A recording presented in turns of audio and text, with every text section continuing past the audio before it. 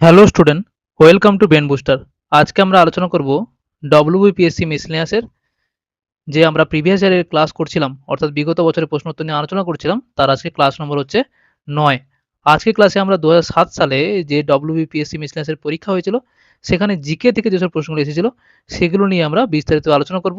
Already আমরা 8টা class করে নিয়েছি, তোমরা যদি না দেখে থাকো তাহলে ক্লাসগুলো দেখে নিও প্লেলিস্ট অনুযায়ী। ওকে, কারণ এই সিরিজে আমরা 2002 সাল থেকে 2023 সাল পর্যন্ত সমস্ত বিগত বছর প্রশ্ন উত্তর নিয়ে কিন্তু আলোচনা করছি ডিটেলসে বিস্তারিতভাবে।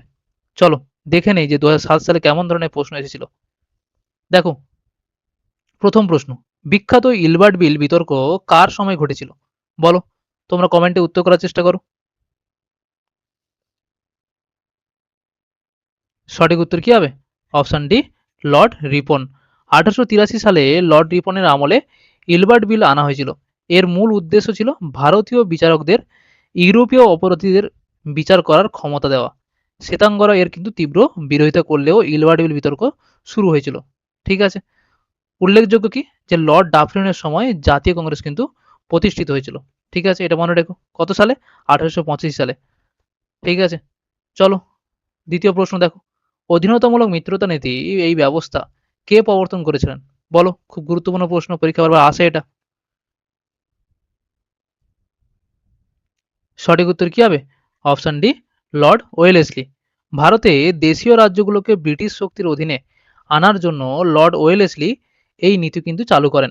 হায়দ্রাবাদের নিজাম প্রথম এই চুক্তিতে স্বাক্ষর করেন। অন্যদিকে লর্ড ডালহৌসি প্রবর্তন করেছিলেন কি?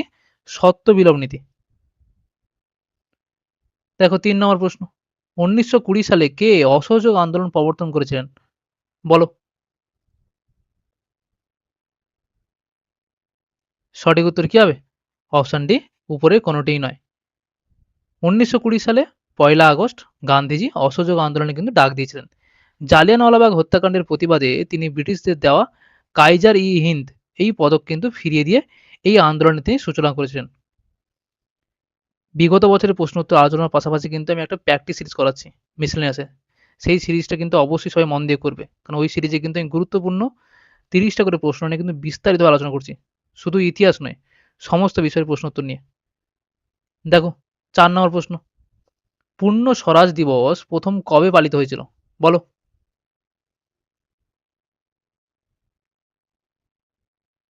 সঠিক উত্তর কি হবে? অপশন ডি, 26শে জানুয়ারি 1930 সালে। 1929 সালে লাহোর অধিবেশনে জওহরলাল নেহরুর সভাপতিত্বে কংগ্রেস পূর্ণ স্বরাজের কিন্তু প্রস্তাব গ্রহণ করে।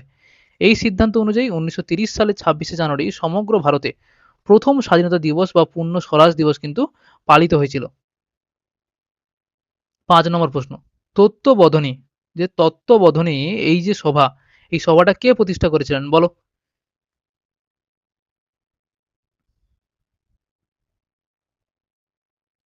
সঠিক উত্তর কি হবে? অপশন সি, দেবেন্দ্রনাথ ঠাকুর। 1839 সালে দেবেন্দ্রনাথ ঠাকুর তত্ত্ববোধনী সভা কিন্তু প্রতিষ্ঠা করেছিলেন। ডিরোজিও তিনি কি প্রতিষ্ঠা করেছিলেন? Academic association. রাজা রামমোহন রায় তিনি করেছিলেন কি? ব্রাহ্ম সমাজ। স্বামী বিবেকানন্দ রামকৃষ্ণ মিশন কিন্তু প্রতিষ্ঠা করেছিলেন। তোমার কমেন্টে জানাবে কত সালে প্রতিষ্ঠা করেছিলেন রামকৃষ্ণ মিশন। দেখো, 6 নম্বর প্রশ্ন, হরিজন পত্রিকা কে সম্পাদন করেছিলেন? বলো, খুব গুরুত্বপূর্ণ প্রশ্ন এটা। সঠিক উত্তর কি হবে? Option B, Gandhiji. গান্ধীজি 1933 সালে এই পত্রিকাটি কিন্তু শুরু করেন। অস্পৃশ্যতা দূরীকরণ এবং দলিত শ্রেণীর যাদের তিনি হরিজন বা ঈশ্বরের সন্তান বলতেন, তাদের হচ্ছে অধিকার রক্ষার জন্য তিনি এই সাপ্তাহিক পত্রিকাটি কিন্তু প্রকাশ করতেন। এছাড়া তার অন্যান্য বিখ্যাত পত্রিকাগুলি কি? ইন্ডিয়ান ওপিনিয়ন এবং ইয়ং ইন্ডিয়া। ডিটেলসে পড়লে কি হয়, এই প্রশ্নটা আসবে যেটা বিগত হয়েছিল সেটা আসবে এমন নয়, কিন্তু তার সঙ্গে বিস্তারিতভাবে তথ্য জানলে সেখান থেকে কিন্তু প্রশ্ন আসতে পারে পরীক্ষায়। ঠিক আছে, তাই বিস্তারিতভাবে পড়াটা কিন্তু খুব জরুরি, নাহলে তো শুধু প্রশ্ন উত্তর আলোচনা করাই যেত। এটা প্রশ্ন, এটা উত্তর, ওই পড়ে কোনো লাভ নেই। ঠিক আছে, দেখো 7 নম্বর প্রশ্ন, দিল্লির কোন সুলতান তার প্রজাদের 24 রকমের করের হাত থেকে অব্যাহতি দিয়েছিলেন? বলো, যে দিল্লির কোন সুলতান তার প্রজাদেরকে 24 রকমের যে করের বোঝা সেখান থেকে মুক্তি দিয়েছিলেন? বলো। সঠিক উত্তর কি হবে? Option C, Firoz Shah Tughlaq. ফিরোজ শাহ তুগলক ইসলামী আইন বহির্ভূত প্রায় 24 রকমের অপ্রয়োজনীয় কর কিন্তু বাতিল করে দিয়েছিলেন। কেবল 4টি প্রধান কর যেমন খরাজ, খামোশ, জিজিয়া এবং জাকাত কিন্তু তিনি চালু রেখেছিলেন। তিনি জনকল্যাণমূলক কাজের জন্য যেমন কি বেকারদের চাকরির ব্যবস্থা করা এবং বড় বড় খাল খননের জন্য কিন্তু তিনি পরিচিত। দেখো 8 নম্বর প্রশ্ন। কবি জয়দেব কোন ভাষায় গীত গোবিন্দ রচনা করেছিলেন? বলো।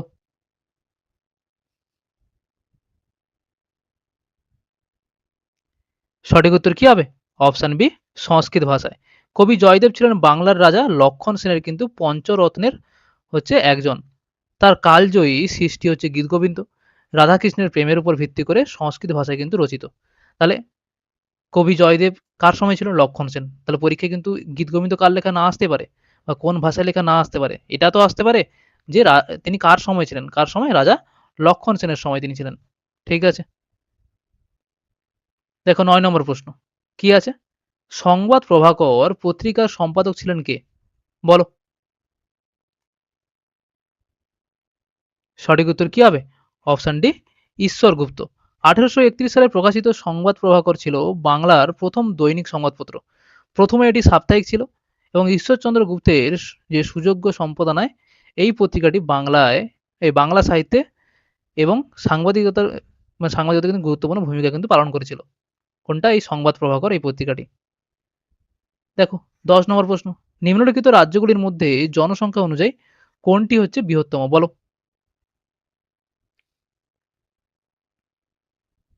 সঠিক উত্তর কি হবে? অপশন এ, উত্তরপ্রদেশ। 2011 সালের যে আদমশুমারি অর্থাৎ 2011 সালের যে সেন্সাস অনুযায়ী ভারতের মধ্যে সবচেয়ে জনবহুল রাজ্য হলো কি? উত্তরপ্রদেশ। এবং জনসংখ্যায় দ্বিতীয় স্থানে রয়েছে কি? মহারাষ্ট্র এবং চতুর্থ স্থানে রয়েছে পশ্চিমবঙ্গ। ঠিক আছে।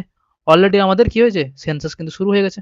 নতুন সেন্সাস ওটা আসলে কিন্তু এগুলো সব আপডেট হয়ে যাবে আবার পুনরায়। তখন ওটাকে মনে রাখতে হবে বেশি করে। দেখো 2000 এই 2000 বলছি 11 নম্বর প্রশ্ন। পঞ্চনদের দেশ নামে অভিহিত রাজ্য হলো কোনটি? বলো। সঠিক উত্তর কি হবে? বলো। Option D, Punjab. একবার সহজ প্রশ্ন এটা। শতদ্রু, বিপাশা, ইরাবতী, চন্দ্রভাগা ও বিতস্তা এই 5টি নদী পাঞ্জাব অঞ্চলের উপর দিয়ে কিন্তু প্রবাহিত হয়। একে কি বলা হয়? পঞ্চনদের কিন্তু দেশ বলা হয়। 12 নম্বর প্রশ্ন। 2001 সালে ভারতের সবচেয়ে জনবহুল নগর ছিল কোনটি? বলো। একটু পুরনো প্রশ্ন এটা যদিও। সঠিক উত্তর কি হবে? হুম? Option D, Mumbai. ঠিক আছে। যে 2001 সালে অর্থাৎ এবং 2011 সালের জনগণনা অনুযায়ী মুম্বাই ভারতের হচ্ছে সর্বাধিক জনবহুল। এটা 2007 সালের প্রশ্ন। ঠিক আছে। এই তখনকার সেন্সাসের প্রশ্ন এসেছিল 2001 সালের। কিন্তু আমরা এখন জেনে নেবো কি 2011টা জেনে রাখবো। ঠিক আছে। আবার নতুন সেন্সাস আসলে নতুন সেন্সাস জানবো। দেখো 13 নম্বর প্রশ্ন। ভারতের ধান উৎপাদনে প্রথম রাজ্য হলো কোনটি? বলো। সঠিক উত্তর কি হবে? সঠিক উত্তর হবে কি? পশ্চিমবঙ্গ। ভারতের মোট ধান উৎপাদন একটি বড় অংশ আছে কিন্তু পশ্চিমবঙ্গ থেকে। উত্তরপ্রদেশ কিন্তু গম উৎপাদন হচ্ছে প্রথম স্থান অধিকার করে আছে। দেখো 14 নম্বর প্রশ্ন। ভারতের প্রাচীনতম তৈল খনি হলো কোনটি? বলো।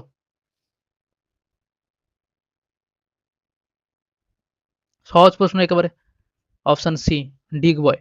অসমের তিনসুকিয়া জেলায় অবস্থিত ডিগবয় তৈল খনিটি হলো ভারতের ও এশিয়ার কিন্তু প্রাচীনতম হচ্ছে তৈল খনি। দেখো 15 নম্বর প্রশ্ন।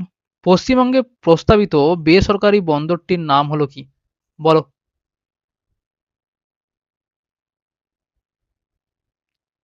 সঠিক উত্তর কি হবে? Option C, Kulpi. দক্ষিণ চব্বিশ পরগনা জেলায় কুলপিতে একটি বেসরকারি হচ্ছে শিপওয়ার্ড বা বন্দর নির্মাণের প্রস্তাব কিন্তু দেওয়া হয়েছে। ঠিক আছে। দেখো 16 নম্বর প্রশ্ন।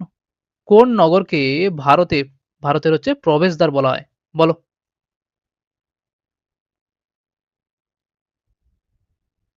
সঠিক উত্তর কি হবে? Option C, Mumbai. মুম্বাই ভৌগোলিক অবস্থান এবং বাণিজ্যিক গুরুত্বের কারণে একে ভারতের হচ্ছে প্রবেশদ্বার বলা হয়।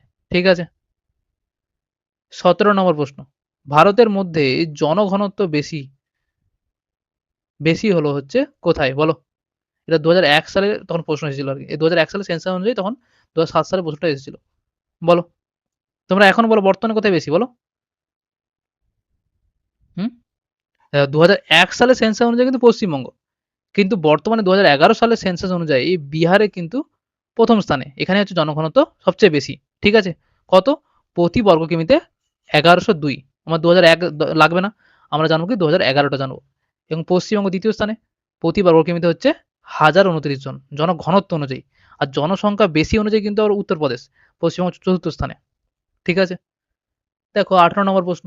ভারতের নতুন কম্পট্রোলার অ্যান্ড অডিটর জেনারেল হলেন কে? যাকে আমরা কি বলি? CAG বলি, ক্যাগ বলি। বলো, তিনি হলেন কে? হুম? তখন অনুযায়ী হচ্ছে অপশন ডি হবে। কিন্তু ওটা আমরা জানবো না, জানার দরকার নেই। বর্তমানে হচ্ছে ১৪তম হচ্ছে যে কম্পট্রোলার অ্যান্ড অডিটর জেনারেল কে আছেন? গিরিশচন্দ্র হচ্ছে মুর্মু। ঠিক আছে? দেখো ১৯ নম্বর প্রশ্ন। রাজ্যের প্রধান বিচারালয়ের মুখ্য বিচারপতিকে কে নিয়োগ করেন? খুব গুরুত্বপূর্ণ প্রশ্ন এটা। বলো।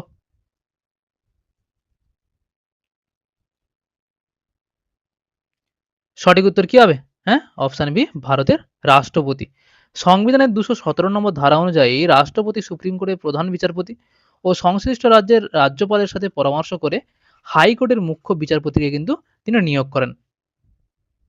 দেখো ২০ নম্বর প্রশ্ন।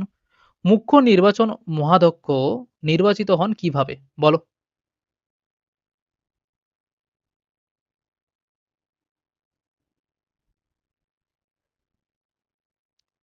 সঠিক উত্তর কি হবে? অপশন সি রাষ্ট্রপতির দ্বারা নিয়োজিত হন। সংবিধানের ৩২৪ এর ক্লজ 2 ধারা অনুযায়ী রাষ্ট্রপতি ভারতের মুখ্য নির্বাচন কমিশনারকে কিন্তু তিনি নিয়োগ করেন। ২১ নম্বর প্রশ্ন। সাধারণত গ্রাম সভার সদস্য বলতে বোঝায়, কি বোঝায় বলো? সঠিক উত্তর কি হবে? অপশন বি গ্রামের সমস্ত ভোটারদেরকে বোঝায়। কোনো গ্রাম পঞ্চায়েত এলাকার ভোটার তালিকায় অন্তর্ভুক্ত সমস্ত ব্যক্তি কিন্তু ওই এলাকার গ্রাম সভার হচ্ছে সদস্য হিসেবে গণ্য হয়। ২২ নম্বর প্রশ্ন। যে নির্বাচক সংস্থা ভারতে রাষ্ট্রপতিকে নির্বাচিত করে তাহা গঠিত হয় কিভাবে? বলো।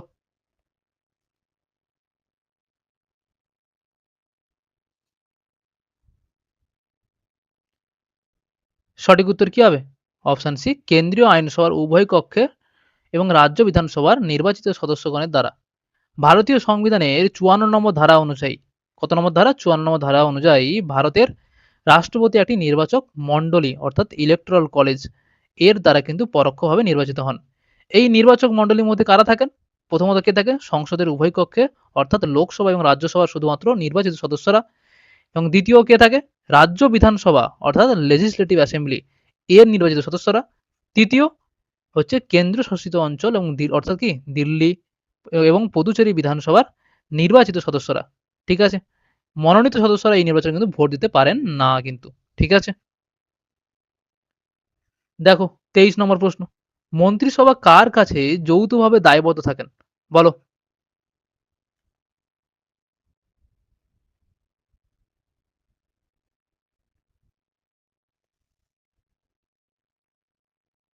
সঠিক উত্তর কি হবে? Option C Lok Sabha. যে সংবিধানের ৭৫ এর ক্লজ ৩, যে 75 এর ক্লজ ৩ নম্বর অনুচ্ছেদ অনুযায়ী কেন্দ্রীয় মন্ত্রিপরিষদ বা মন্ত্রিসভা যৌথভাবে সংসদের নিম্নকক্ষ অর্থাৎ লোকসভার কাছে কিন্তু দায়বদ্ধ থাকেন। এর অর্থ হলো লোকসভায় মন্ত্রিসভার সংখ্যাগরিষ্ঠতা হারালে বা অনাস্থা প্রস্তাব পাস হলে সমগ্র মন্ত্রিসভায় কিন্তু পদত্যাগ করতে হয়। ঠিক আছে? দেখো ২৪ নম্বর প্রশ্ন।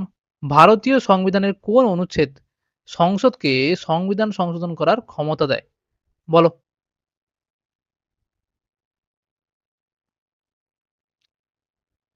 সঠিক উত্তর কি হবে? অপশন বি ৩৬৮ নম্বর যে অনুচ্ছেদ বা ধারা। ভারতীয় সংবিধানের ২০ নম্বর পার্ট, কত নম্বর পার্ট? ২০ নম্বর পার্টে ৩৬৮ নম্বর যে অনুচ্ছেদ, সেই অনুচ্ছেদে সংসদকে সংবিধান সংশোধন করার যে ক্ষমতা ও পদ্ধতি কিন্তু দিয়েছে। ৩৬০ নম্বর ধারায় কি রয়েছে? আর্থিক জরুরি অবস্থার কথা কিন্তু এখানে বলা রয়েছে। ঠিক আছে? এটা জেনে রেখো। দেখো ২৫ নম্বর প্রশ্ন। ১ গ্রাম জল থেকে 0 ডিগ্রি সেন্টিগ্রেড মানে 0 ডিগ্রি সেন্টিগ্রেডে ৮০ ক্যালোরি তাপ বের করে নিলে চূড়ান্ত তাপমাত্রা কত হবে? বলো। কিভাবে করবো এটা আমরা বলো? এর সঠিক উত্তর কি হবে? অপশন ডি হবে 0 ডিগ্রি সেন্টিগ্রেড হবে। তা জেনে নিই আমরা এই তথ্যটা কি? যে বরফ গলনের যে লীন তাপ সেটা ৮০ ক্যালোরি পার গ্রাম। এটা বলেই দিয়েছে এখানে। ঠিক আছে? এরপর এর বিপরীতভাবে 0 ডিগ্রি সেন্টিগ্রেডে 1 গ্রাম জল থেকে 80 ক্যালোরি তাপ নিষ্কাশন বা বের করে যদি নেওয়া হয়, তবে সেই তাপমাত্রাটি কিন্তু পরিবর্তন না করে 0 ডিগ্রি সেন্টিগ্রেডে কিন্তু 1 গ্রাম বরফে কিন্তু পরিণত হবে। বুঝতে পেরেছো? যেহেতু লীন তাপ কেবল অবস্থার পরিবর্তন ঘটায়, উষ্ণতার নয়। ওকে? তাই চূড়ান্ত তাপমাত্রা কিন্তু 0 ডিগ্রি সেন্টিগ্রেড থাকবে। লীন তাপের কাজ কি? শুধু অবস্থার হচ্ছে পরিবর্তন ঘটানো।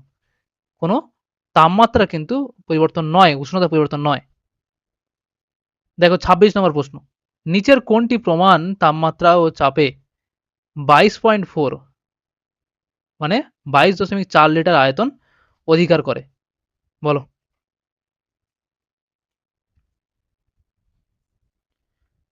সঠিক উত্তর কি হবে? এর সঠিক উত্তর হবে কি? 17 হচ্ছে NH3। ঠিক আছে? তাহলে একটু জেনে নিই ডিটেলসে আমরা। অ্যাভোগাড্রোর সূত্র অনুযায়ী প্রমাণ তাপমাত্রা ও চাপে অর্থাৎ এসটিপিতে যে কোনো গ্যাসের 1 গ্রাম অণু বা 1 মোলের পরিমাণ কিন্তু 22.4 লিটার কিন্তু হয়। তাহলে NH3 মানে কি? অ্যামোনিয়া। এর আণবিক ওজন কত? হুম? বলো। এর আণবিক ওজন হচ্ছে মানে 17। যদি আমরা যোগ করি আরকি। তাহলে যোগ করলে এখানে একটু ভুল রয়েছে। কি হবে? N এর কত? 14 আর H এর 1, 1 ইন্টু 3 মানে 3 হবে। ঠিক আছে? 3 একে 3 তাহলে কত হবে? 17 হবে 17। তাহলে অর্থাৎ 17 গ্রাম হচ্ছে NH3 হচ্ছে 1 মোল বা আণবিক ওজন। CO2 কত হবে? বলো। CO2 হবে কি? C কত? কার্বন 12 প্লাস O কত? ও হচ্ছে 16 তাহলে 16 ইন্টু 2 মানে 32 আর হচ্ছে 12 যোগ করলে কত হবে? 44 হবে। ওকে? 44 গ্রাম হচ্ছে কার্বন ডাই অক্সাইড হচ্ছে আণবিক ওজন। হলো? 1 মোল কার্বন ডাই অক্সাইড। 1 মোল বলতে পারি বা 1 গ্রাম অণু।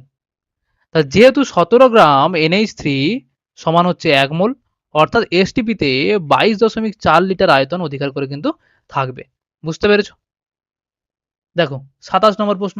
তাপমাত্রা বাড়ার সঙ্গে ধাতুর রোধ কি হবে বলো?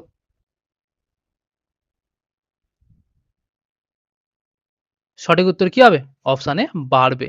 ধাতব পরিবাহীর ক্ষেত্রে তাপমাত্রা বৃদ্ধি পেলে পরিবাহীর ভেতরে মুক্ত ইলেকট্রন এবং পরমাণুগুলির মধ্যে সংঘর্ষের হার কিন্তু বৃদ্ধি পাবে। এর ফলে ইলেকট্রন চলাচলে কিন্তু বাধা সৃষ্টি হয় অর্থাৎ ধাতুর রোধ অর্থাৎ রেজিস্ট্যান্স বেড়ে কিন্তু যাবে। কিন্তু মনে রাখতে হবে কি যে অর্ধপরিবাহী যেমন সিলিকন, জার্মেনিয়াম এবং কার্বনের ক্ষেত্রে কিন্তু তাপমাত্রা বাড়লে কিন্তু রোধ কিন্তু কমবে। ঠিক আছে? 28 নম্বর প্রশ্ন। তড়িৎ প্রবাহ দ্বারা ধাতুতে তাপ উৎপন্ন হয় একে বলে কি বলে বলো?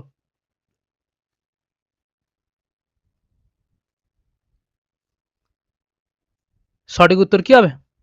অপশানে জুল প্রক্রিয়া বলে। কোনো পরিবাহীর মধ্য দিয়ে তড়িৎ প্রবাহিত হলে পরিবাহীতে যে তাপ উৎপন্ন হয় তা বিজ্ঞানী জুলের সূত্র দ্বারা কিন্তু পরিমাপ করা হয়। উৎপন্ন তাপের সূত্রটি কি? যে H সমান হচ্ছে I স্কয়ার RT। এখানে I কি? তড়িৎ প্রবাহ মাত্রা, R কি? R হচ্ছে রেজিস্ট্যান্স বা রোধ আর T হচ্ছে সময়। এই ঘটনাকে তড়িৎ প্রবাহের কিন্তু তাপীয় ফল বা জুল ক্রিয়া বলে। ঠিক আছে? 29 নম্বর প্রশ্ন। বাড়িতে এসি ব্যবহার করা হয়। কারণ এসি কি? বলো। বলো কোনটা সঠিক হবে? সঠিক উত্তর কি হবে? অপশন ডি পরিবহন সাশ্রয়কারী। এসি মানে কি? Alternative current. পরিবাহী মানে পরবর্তী প্রবাহ। একে কি বলা হয়? ট্রান্সফরমারের সাহায্যে কিন্তু উচ্চ বিভব অর্থাৎ হাই ভোল্টেজ ও নিম্ন তড়িৎ প্রবাহে কিন্তু রূপান্তরিত করে অনেক দূরবর্তী স্থানে কিন্তু পাঠানো যায়। এর ফলে কি হয়? দূরপাল্লায় পরিবহনে শক্তির অপচয় কিন্তু খুব কম হয়। কিন্তু অত্যন্ত সাশ্রয়কারী এবং অর্থনৈতিক হয়। যা ডাইরেক্ট কারেন্টের ক্ষেত্রে কিন্তু সম্ভব নয়। অর্থাৎ ডিসির ক্ষেত্রে অর্থাৎ সৌরশক্তির ক্ষেত্রে কিন্তু সম্ভব নয়। মানে সৌরশক্তি যে আমরা করি না সোলার প্লেট ওখানে কিন্তু ডিসি ওটা ডিসি কারেন্ট। ওখানে যেটা এটা কিন্তু সম্ভব নয়। দেখো 30 নম্বর প্রশ্ন। 5 নিউটন অর্থাৎ 5 নিউটন বল 0.2 সেকেন্ড ধরে একটি বস্তু কণার উপর ক্রিয়া করলে কণাটির ভরবেগের পরিবর্তন কি হবে? বলো।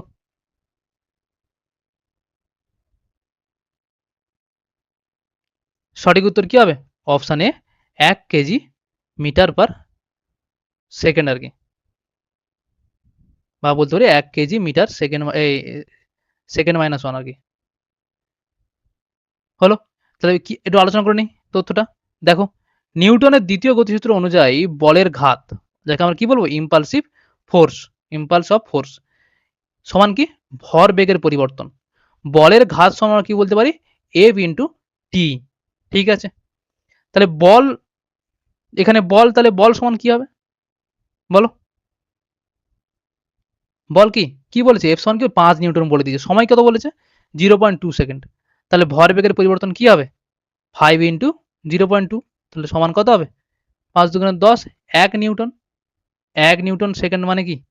1 কেজি মিটার পার সেকেন্ড। ঠিক আছে?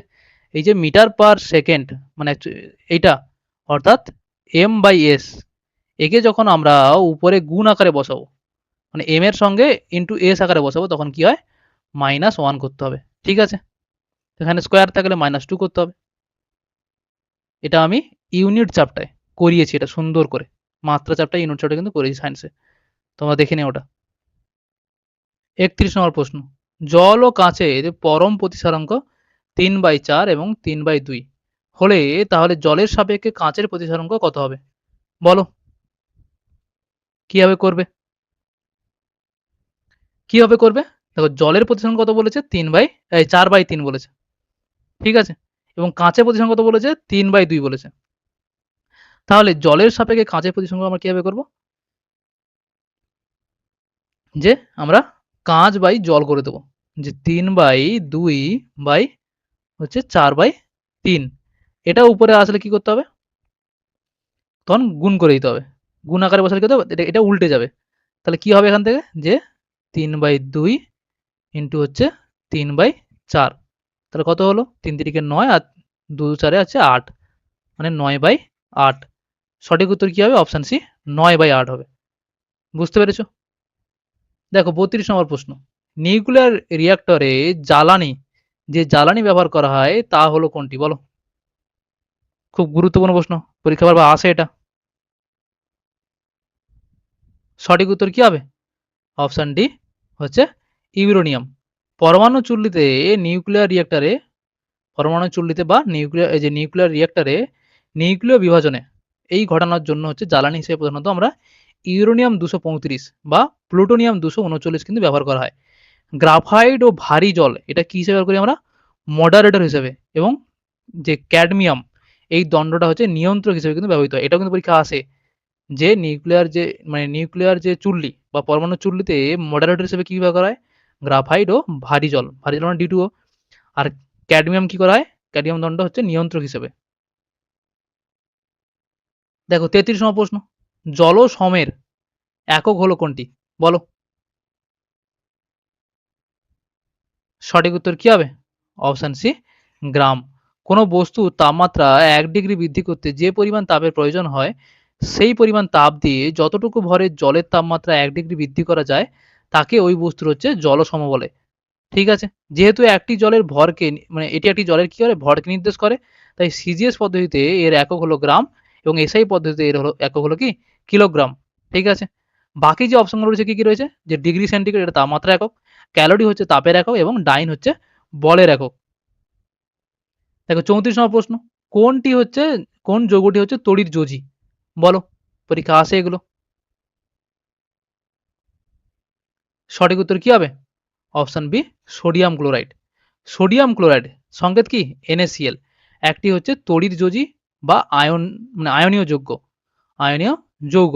সোডিয়াম, সোডিয়াম পরমাণু তার বাইরের কক্ষে একটি ইলেকট্রন বর্জন করে ক্যাটায়নে পরিণত হয়, অর্থাৎ Na প্লাসে পরিণত হয়। এবং ক্লোরিন পরমাণু কি করে? সেই সেই একটি ইলেকট্রন কি করে? গ্রহণ করে, দিয়ে অ্যানায়নে পরিণত হয়, Cl মাইনাসে কিন্তু পরিণত হয়।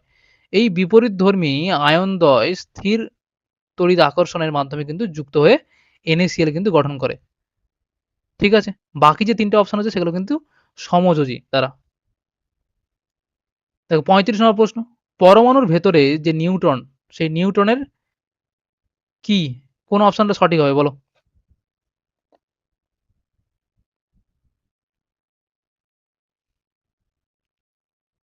সঠিক উত্তর কি হবে? সঠিক উত্তর অপশন ডি হবে। যে নিউট্রনের সংখ্যার ভিন্নতার সমস্থানিক আইসোটোপ যৌগের হচ্ছে উৎপত্তির কারণ। কি বলছে? যে একই মৌলের ভিন্ন ভিন্ন পরমাণু যাদের প্রোটন সংখ্যা কিন্তু সমান এবং নিউট্রন সংখ্যা কিন্তু আলাদা হওয়ার কারণে কিন্তু ভর সংখ্যা ভিন্ন হয়।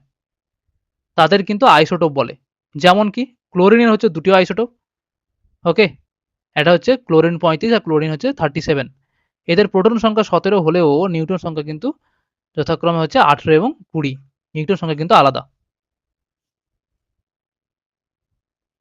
36 নম্বর প্রশ্ন, অ্যালকেন যৌগ রাশিতে মিথেনের পর আসে কি? বলো।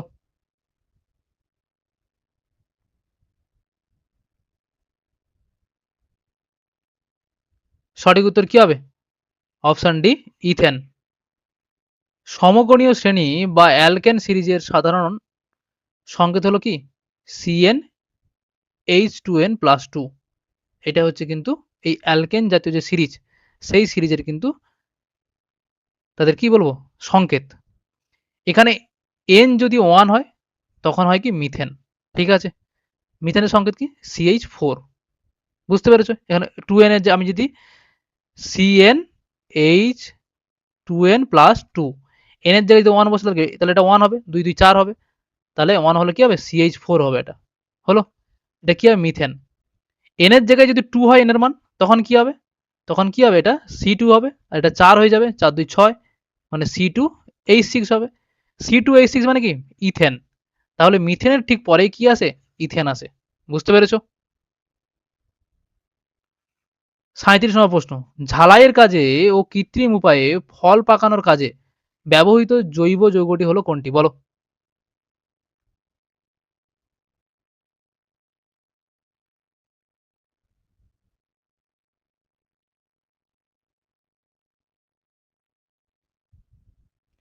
সঠিক উত্তর কি হবে? অপশন সি, অপশন সি হবে C2H2, মানে কি অ্যাসিটিলিন। অ্যাসিটিলিন গ্যাসকে অক্সিজেনের সাথে মিশিয়ে অক্সি অ্যাসিটিলিন শিখা তৈরি করা হয়, যা অত্যন্ত উচ্চ তাপমাত্রার সৃষ্টি করে এবং ধাতু ঝালাইয়ের কাজে কিন্তু লাগে। এছাড়া এটি কৃত্রিমভাবে ফল পাকানোর কাজেও কিন্তু ব্যবহার করা হয়। ফল পাকানোর প্রাকৃতিক হরমোন কোনটি? সে হলো কি ইথিলিন। এটা জেনে রাখো, C2H4। 38 নম্বর প্রশ্ন, অম্লরাজ হলো একটি মিশ্রণ যাতে কি আছে? বলো। খুব গুরুত্বপূর্ণ প্রশ্ন, পরীক্ষা আসে এটা, স্টার মার্ক। সঠিক উত্তর কি হবে? অপশন এ, 1 ভাগ হচ্ছে কি? বলো, নাইট্রিক অ্যাসিড, আর 3 ভাগ হচ্ছে কি? Hydrochloric acid. এর হচ্ছে মিশ্রণ, যাকে আমরা কি বলি? অম্লরাজ বা অ্যাকোয়ারিজিয়া। এখানে 1 ভাগ হচ্ছে গাঢ় নাইট্রিক অ্যাসিড অর্থাৎ HNO3 এবং 3 ভাগ হচ্ছে হাইড্রোক্লোরিক অ্যাসিড অর্থাৎ HCl। একটি অত্যন্ত শক্তিশালী হচ্ছে মিশ্রণ। এটি সোনা, প্লাটিনামের মতো নোবেল এই ধাতু গলিয়ে কিন্তু দ্রবীভূত করতে হচ্ছে ব্যবহৃত করা হয়। 39 নম্বর প্রশ্ন, অনার্দ্র CaO দ্বারা শুষ্ক করা যায়, কি করা যায়? বলো।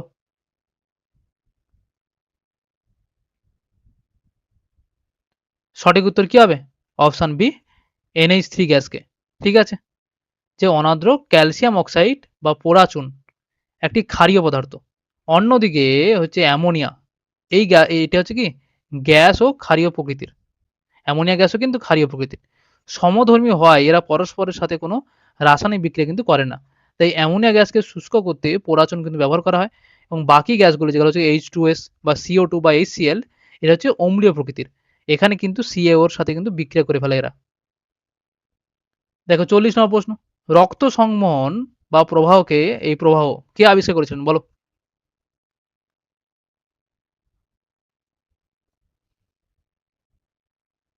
সঠিক উত্তর কি হবে? Option B, William Harvey. 1628 সালে ইংরেজ চিকিৎসক উইলিয়াম হার্ভে মানুষের শরীরে রক্ত সঞ্চালন পদ্ধতি এবং রক্ত সংবহন তন্ত্র কিন্তু আবিষ্কার করেছিলেন। 41 নম্বর প্রশ্ন, খরগোশে সেলুলোজের প্রাচন কোথায় হয়? বলো।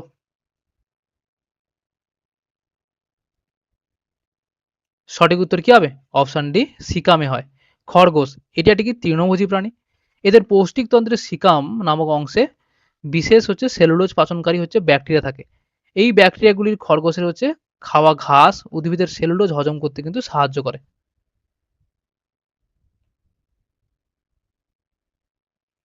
42 নম্বর প্রশ্ন, নিম্নলিখিত কোনটি প্রাণীর জন্য অপরিহার্য কিন্তু উদ্ভিদের জন্য কিন্তু নয়? বলো। সঠিক উত্তর কি হবে? Option D, iodine. প্রাণীদের থাইরয়েড গ্রন্থি থেকে থাইরক্সিন হরমোন কিন্তু তৈরির জন্য আয়োডিন অত্যন্ত কিন্তু অপরিহার্য একটি উপাদান। তবে উদ্ভিদের স্বাভাবিক বৃদ্ধি ও পুষ্টির জন্য হচ্ছে আয়োডিনের কোনো সরাসরি কিন্তু প্রয়োজনীয়তা নেই। দেখো 43 নম্বর প্রশ্ন, ব্যাকটেরিয়াতে কোন ধরনের সালোক সংশ্লেষ উপস্থিত থাকে বলো? সঠিক উত্তর কি হবে?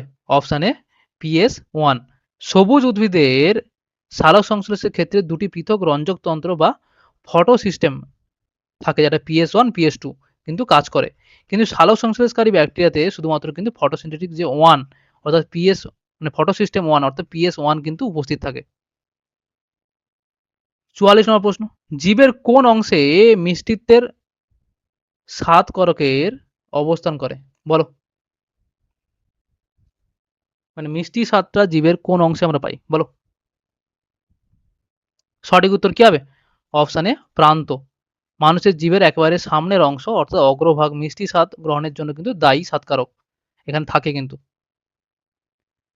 45 নম্বর প্রশ্ন, আইরিশ নিম্নলিখিত অংশের সম্মুখ ভাগ বলো কার?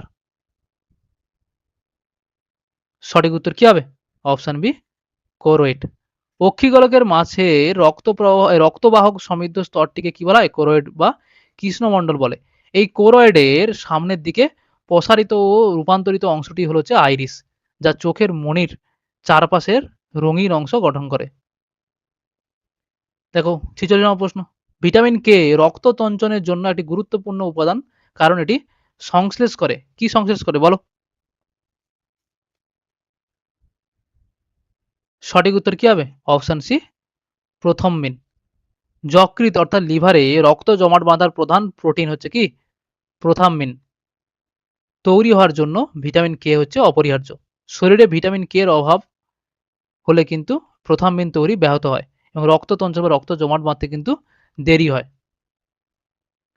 47 নম্বর প্রশ্ন, এদের মধ্যে ভারতীয় পুলিশ সেবার কোন অফিসার সম্প্রতি হচ্ছে স্বেচ্ছা অবসর নিয়েছেন?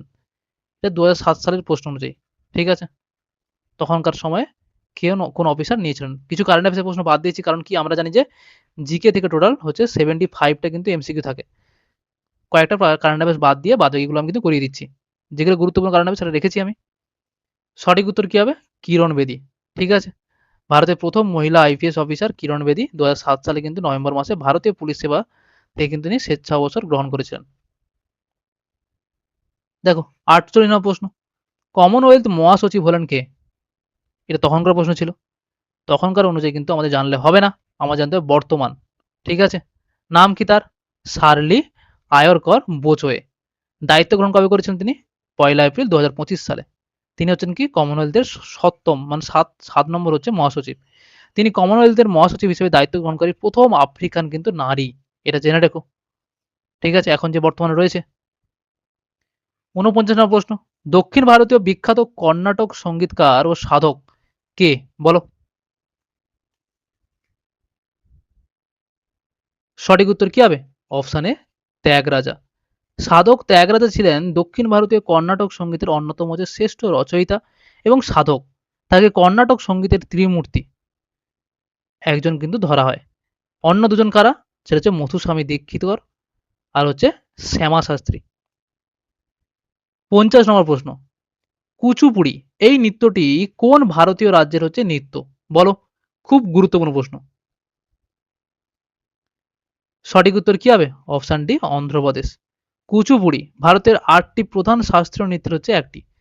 এটি নৃত্যশৈলীর এই নৃত্যশৈলীটির হচ্ছে উৎপত্তি কোথায়? অন্ধ্রপ্রদেশের কৃষ্ণা জেলার হচ্ছে কুচুপুড়ি নামক গ্রাম থেকে, ঠিক আছে? 51 নম্বর প্রশ্ন, কেরালার কোন নৃত্যনাট্য খোলা জায়গায় সারা রাত হচ্ছে অনুষ্ঠিত হয় বলো?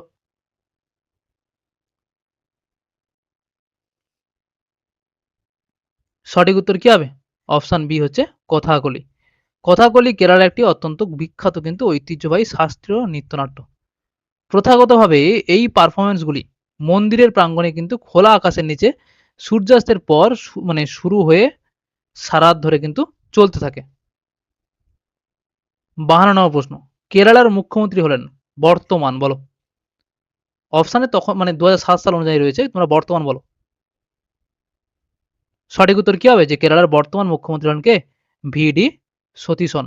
ঠিক আছে, তিনি কেরালার ত্রয়োদশ মুখ্যমন্ত্রী হিসেবে কিন্তু শপথ গ্রহণ করেছেন। এর আগে কে ছিলেন? পিনরাই বিজয়ন। 53 নম্বর প্রশ্ন, কোন মারাঠি চিত্রনাট্যকার ও সাংবাদিক তার নাটক কন্যাদানের জন্য কে কে বিড়লা ফাউন্ডেশন থেকে তিনি সরস্বতী সম্মান তিনি পেয়েছিলেন? বলো। সঠিক উত্তর কি হবে? সঠিক উত্তর কি অপশন বি, বিজয় তেন্ডুলকর।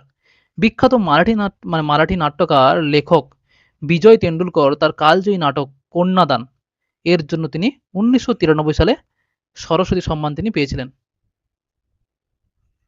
54 নম্বর প্রশ্ন, কোন বাঙালি নাট্যকার এবং ইন্দ্রজিৎ এটা তিনি লিখেছিলেন? বলো।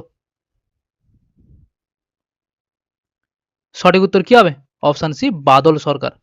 এবং ইন্দ্রজিৎ। ঠিক আছে, বাংলা সাহিত্যের একটি অত্যন্ত প্রভাবশালী ও যুগান্তকারী আধুনিক নাটক যা 1965 সালে প্রখ্যাত নাট্যকার বাদল সরকার কিন্তু রচনা করেন। এটি ভারতীয় থিয়েটারে হচ্ছে অ্যাবসার্ড ড্রামা এর কিন্তু অনন্য উদাহরণ। কোশ্চেন নাম্বার 55, এদের মধ্যে কোন ইংরেজ লেখকের মুম্বাইয়ের জন্মভিটে তার স্মারক সংগ্রহালয়ে হচ্ছে পরিণত করা হয়েছে? বলো। মানে এদের মধ্যে কোন ইংরেজ লেখকের মানে মুম্বাইয়ের জন্মভিটে তার স্মারক সংগ্রহালয়ে কিন্তু পরিণত করা হয়েছে? সেটা এখন মিউজিয়াম হয়ে গেছে। সেটা সঠিক উত্তর কি হবে? অপশন এ, রুডিয়ার্ড কিপলিং। বিখ্যাত নোবেল জয়ী মানে ব্রিটিশ লেখক রুডিয়ার্ড কিপলিং, যিনি কি লিখেছিলেন? দ্য জঙ্গল বুক। 1865 সালে মুম্বাই তৎকালীন Bombay sir J school of art ক্যাম্পাসে তিনি জন্মগ্রহণ করেন। তার সেই জন্মভিটেকে পরবর্তীকালে কিন্তু স্মারক সংগ্রহশালা বা বাংলো মিউজিয়াম হিসেবে কিন্তু সংরক্ষণ করা হয়েছে। 56 নম্বর প্রশ্ন, এই দেশটি ইউরোপীয় ইউনিয়নের সদস্য নয়। কোন দেশটি? বলো। তখনকার প্রশ্ন এটা। সঠিক উত্তর কি হবে? অপশানে তুরস্ক। ঠিক আছে, যে সাইপ্রাস, স্লোভাকিয়া, আয়ারল্যান্ড ইউরোপীয় ইউনিয়নের হচ্ছে পূর্ণাঙ্গ সদস্য, কিন্তু তুরস্ক দীর্ঘদিন ধরে কিন্তু সদস্যত্ব পদের কিন্তু জন্য আবেদনকারী বা প্রার্থী দেশ হিসেবে কিন্তু থাকলেও কিন্তু এখনো ইউরোপীয় ইউনিয়নের কিন্তু পূর্ণ সদস্য সে হতে পারেনি। কে পারেনি? তুরস্ক।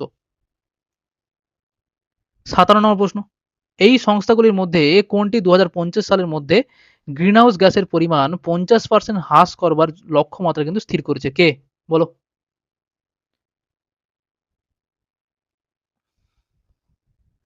সঠিক উত্তর কি হবে? Option C, G8। ঠিক আছে, 2007 সালে জার্মানিতে অনুষ্ঠিত G8 গ্রুপ অফ 8 শীর্ষ সম্মেলনে বিশ্বের শীর্ষ ধনী ও শিল্পান্বিত দেশগুলি জলবায়ু পরিবর্তনের মোকাবিলায় 2050 সালের মধ্যে বিশ্বব্যাপী গ্রিনহাউস গ্যাস যে নির্গমন সেটা মানে অত্যন্ত 50% হ্রাস করার কিন্তু লক্ষ্যমাত্রা নির্ধারণ বিষয়ে কিন্তু তারা একমত হয়েছিল। 18 নম্বর প্রশ্ন, চীনের জাতীয় খেলা হলো কোনটি? বলো।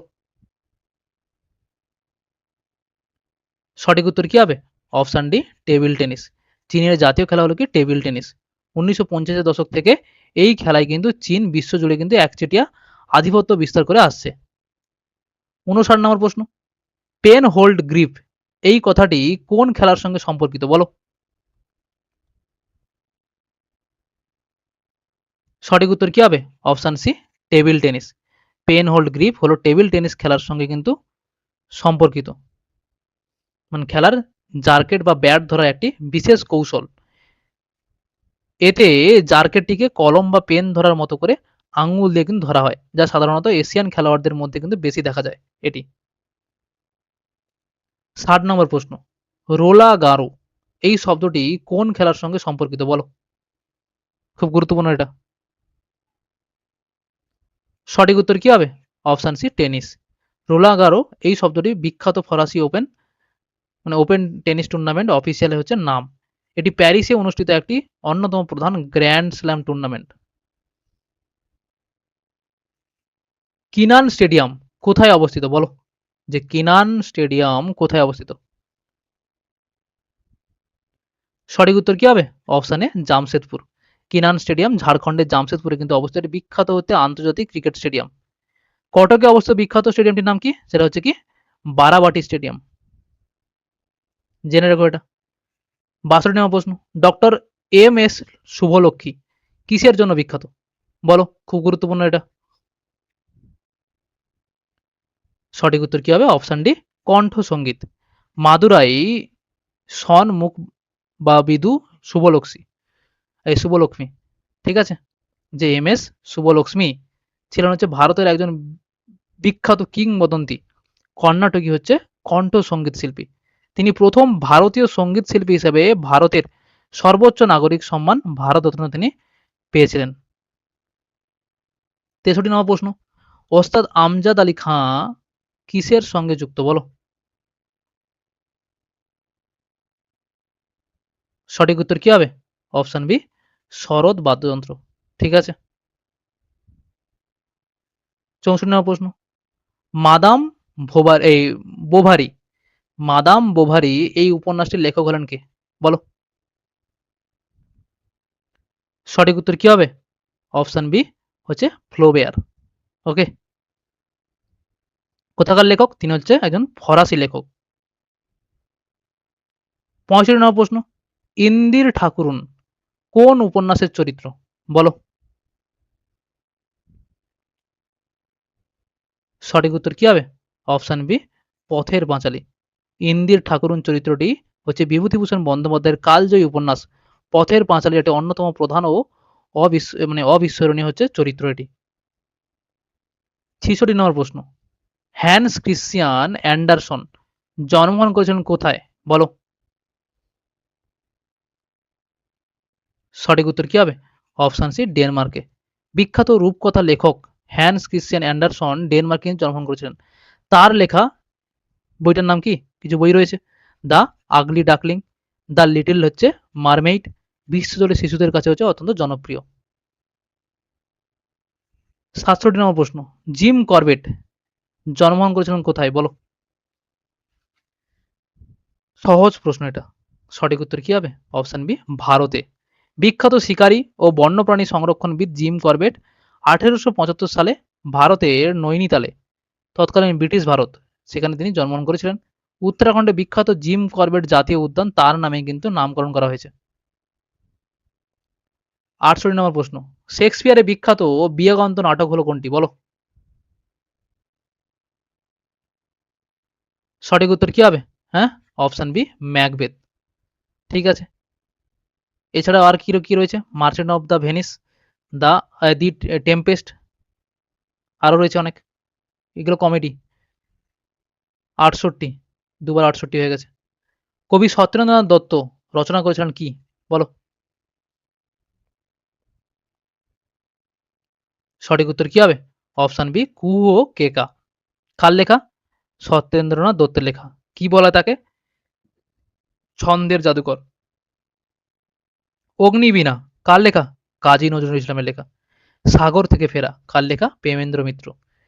ত্রিজামা কার লেখা? সুবোধ ঘোষ। ভারতীয় নাট্যকার, অভিনেতা, নির্দেশক যিনি 1972 সঙ্গীত নাটক একাডেমি পুরস্কার, 1971 সালে কমলা দেবী পুরস্কার, হোমি ভাবা ফেলোশিপ ফর ক্রিয়েটিভ ওয়ার্কস এবং 1999 সালে ভারতীয় জ্ঞানপীঠ পুরস্কার তিনি পেয়েছিলেন, তিনি হলেন কে বলো? খুব গুরুত্বপূর্ণ প্রশ্ন এটা। সঠিক উত্তর কি হবে? অপশন সি গিরিশ কর্নাড, ঠিক আছে, এটা জেনে রেখো। এই ছিল হচ্ছে আজকের ক্লাসটি, ঠিক আছে। টোটাল 70টা প্রশ্ন আমরা আলোচনা করলাম, 5টা ছিল হচ্ছে কারেন্ট অ্যাফেয়ার্সের প্রশ্ন যেগুলো দরকার নেই আমাদের, ঠিক আছে। সবাই ক্লাসগুলো মন দিয়ে করো। অলরেডি আমরা কিন্তু আজকে ক্লাসটা নিয়ে 9টা ক্লাস কিন্তু করে নিলাম প্রিভিয়াস ইয়ারে পিআইকিউ থেকে। তাই জন্য বারবার বলছি যে তোমরা ক্লাসগুলো মন দিয়ে করো। শুধু প্রশ্ন উত্তর পড়লে হবে না, তার সঙ্গে ডিটেলসে কিন্তু পড়তে হবে। তো ডিটেলসে পড়ার জন্য তোমরা এই চ্যানেলটি অবশ্যই সবাই সাবস্ক্রাইব করে রেখো, বন্ধুদের সাথে শেয়ার করে দিও। আর প্লেলিস্ট থেকে যদি কেউ আগের ক্লাসগুলো না দেখে থাকো তাহলে দেখে নিও। ওকে, এর সঙ্গে সঙ্গে আমরা ম্যাথের কিন্তু প্রিভিয়াস ইয়ারের প্রশ্নগুলো সেগুলো নিয়ে আলোচনা করছি, সেগুলোও করতে থাকো তোমরা। সবাই ভালো থেকো, মন দিয়ে পড়াশোনা করো, দেখা হবে পরের ভিডিওতে। চলো।